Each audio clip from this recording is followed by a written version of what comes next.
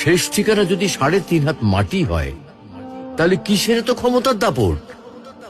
ভোর 5টায় মৃত্যু, সকাল 6টায় জানিয়ে দেওয়া হবে মাইকে, 8টায় শেষ গোসল করানো হবে, 9টায় তোমাকে নতুন কাপড়ে সাজানো হবে, জোহরের নামাজের পরে তোমার আলিশান বাড়ি থেকে বের করে নিয়ে যাওয়া হবে, 2টায় তোমার জানাজার নামাজ পড়ানো হবে, 2:30টায় তোমাকে কবরে নামিয়ে ফেলা হবে। মাটি দেওয়া শেষ হয়ে গেলে কেউ তোমার জন্য দোয়া করবে, আর কেউ চলেও আসবে। এই তো জীবনের শেষ আয়োজন।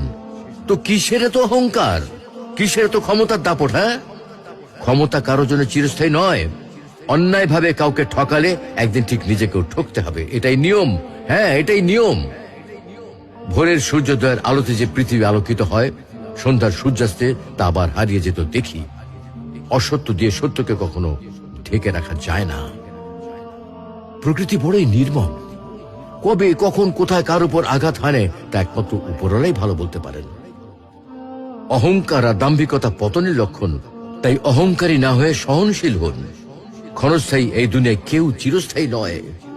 এজন্য ভুলে যেতে হবে সব রঙিন স্বপ্ন, ফিরে আসতে হবে রবের দিকে, কারণ শেষ ঠিকানা তো সেই 3.5 হাত মাটি।